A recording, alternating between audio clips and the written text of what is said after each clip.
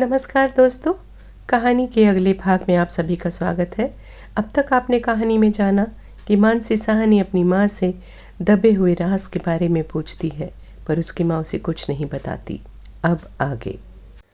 आप सब जानती हैं मम्मी, अगर पापा जिंदा होते तो मैं अब तक उनसे सारी हकीकत जान चुकी होती, लेकिन अफसोस वो इस राज को अपने सीने में ही छिपा कर इस दुनिया से विदा हो गए। लेकिन मैं आपसे तो पूछ सकती हूँ ना, क्योंकि ऐसी कोई बात नहीं थी जो पापा आपको नहीं बताते थे, और मुझे पक्का यकीन है कि आप आज तक मुझसे बहुत कुछ छिपाती चली आ रही हैं। इतना कुछ बोल देने के बाद भी मानसी ने जब अपनी माँ को मौन देखा तो वो गुस्से से भर गई। क्या आप मेरे मरने का इंतज़ार कर रही हैं माँ? क्योंकि लगता नहीं कि मेरे जीते जी आप अपना मुंह खोलेंगी। पागल हो गई है तू, कुछ भी अनाप शनाप बोले जा रही है। माँ हूँ तेरी, कोई एम्प्लॉय नहीं जो तुम मुझसे ऊंची आवाज़ में बात कर रही है। आप ऊंचा बोलने पर मजबूर कर रही हैं माँ, और मैं वही बोल रही हूँ जो सच है। भूलिएगा मत, आप भी उस बच्ची के खून में शामिल हैं। आपको मर के भी चैन नहीं मिलेगा। अपनी माँ को बद्दुआ देती है बदतमीज़, वो भी एक पराई लड़की के पीछे।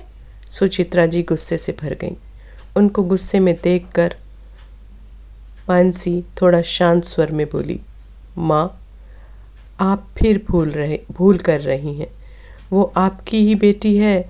मेरा दिल यही कहता है और बार बार कहता है, लेकिन मैं फिर भी दिमाग से सोचना चाहती हूँ, कंफर्म करना चाहती हूँ। आपको पता है, आप ही मेरी मदद कर सकती हैं, पर न जाने क्यों आप पत्थर बनी हैं। आपको मेरे आंसुओं पर भी तरस नहीं आ रहा। क्यों मम्मी, क्यों?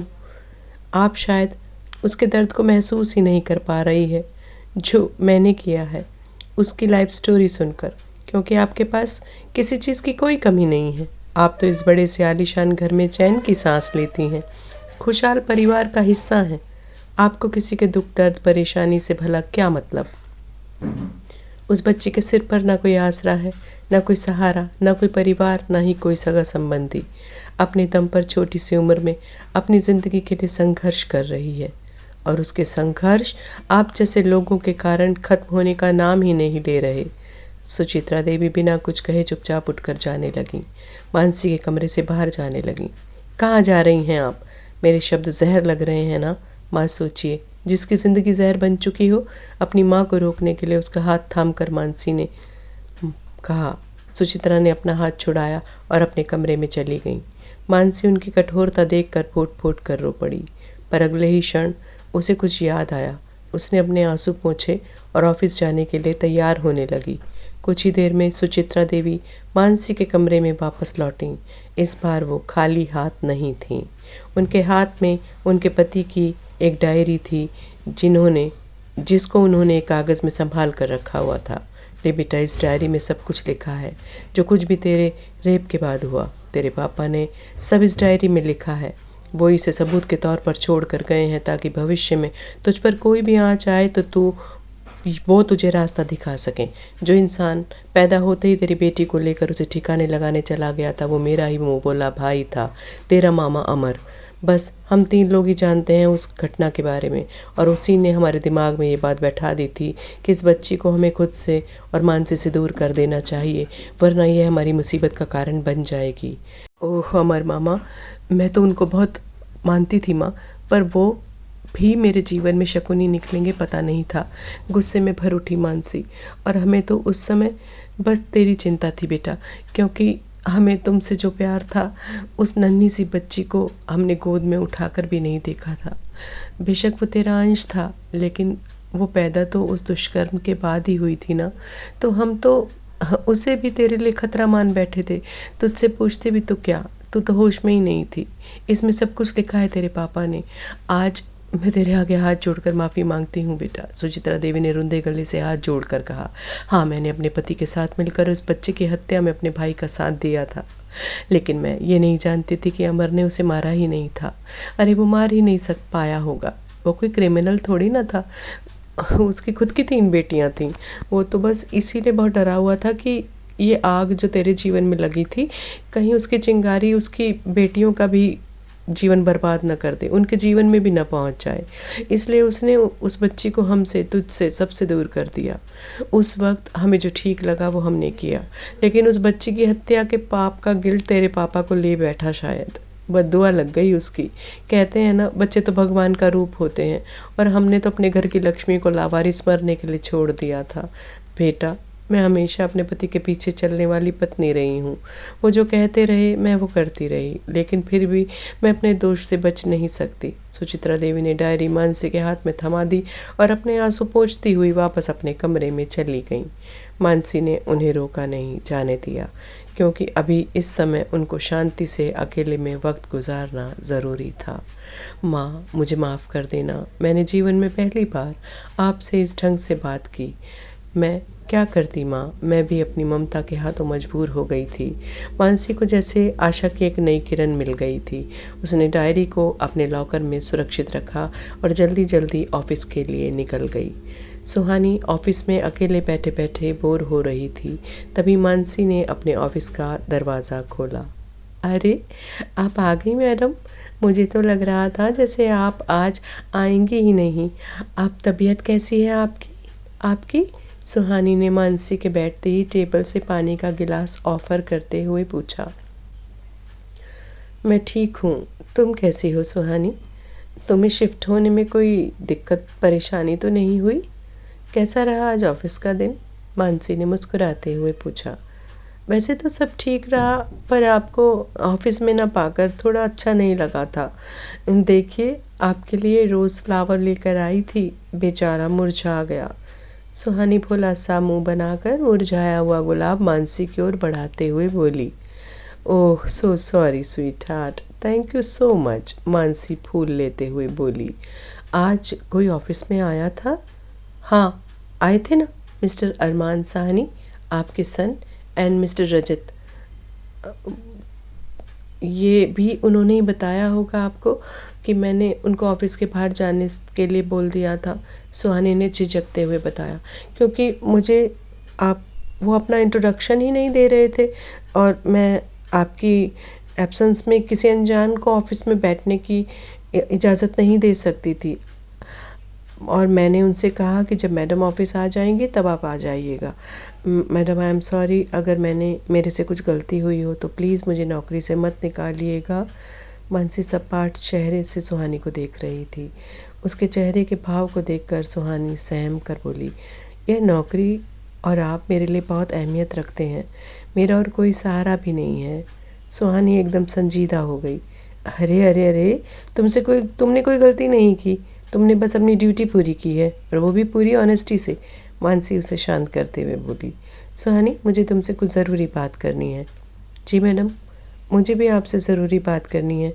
आप मुझे बता दीजिए कि मुझे क्या क्या काम करना है। काम तो हम कर ही लेंगे बेटा, पहले मुझे तुमसे उससे भी ज़्यादा ज़रूरी बात करनी है। तुम पहले यहाँ कर बैठो शांति से।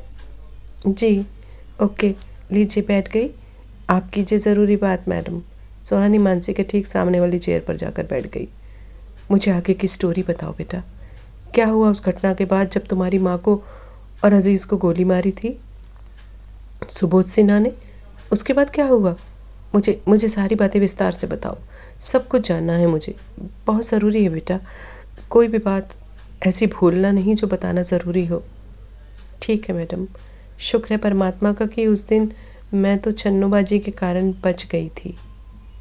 कहानी फ्लैशबैक में जा रही है, कृपया ध्यान से सुने। बेबी, जल्दी बाहर निकलो। सुहानी अपने रूम में टॉयलेट यूज़ करने आई थी।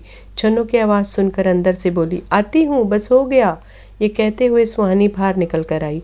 बेबी, बाहर खतरा है, तुम्हारे पापा बहुत सारे गुंडे लेकर आए हैं। छन्नू बुरी तरह घबराई हुई थी।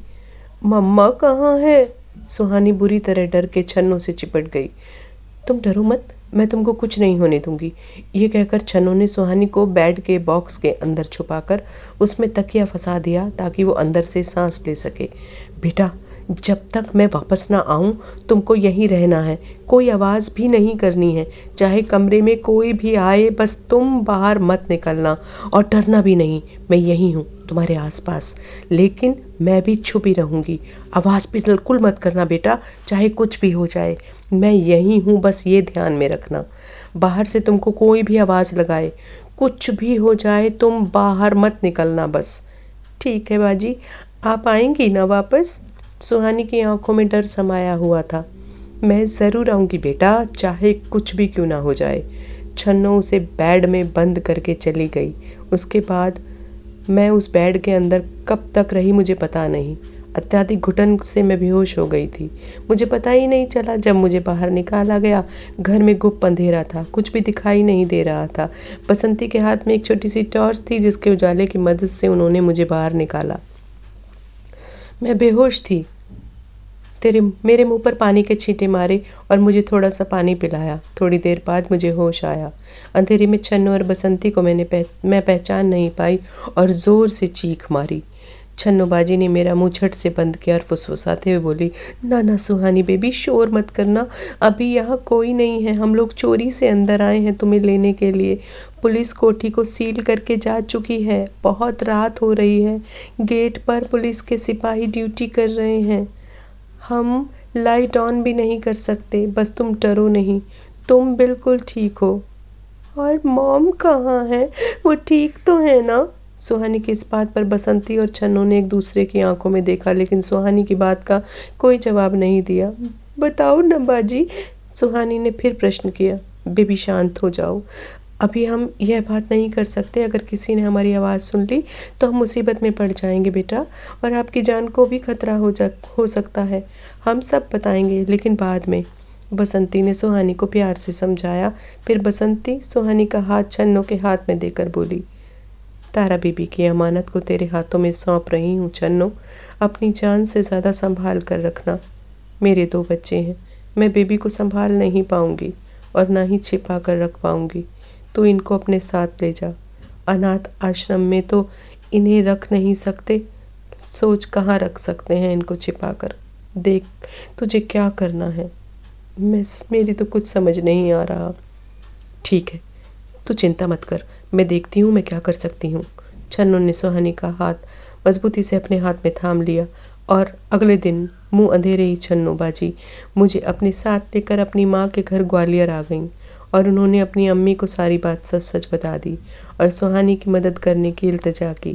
पहले तो वो किसी अनजान खतरे को भांप कर उसे वहाँ रखने को मना करती रहीं, फिर छन्नू ने के खूब समझाने पर थोड़ा नरम पड़ गईं।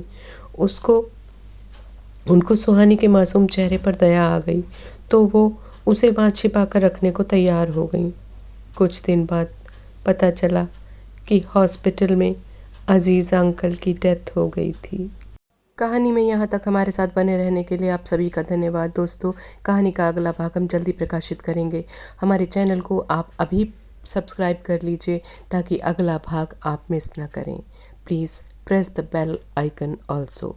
Thank you. Please like, share, comment.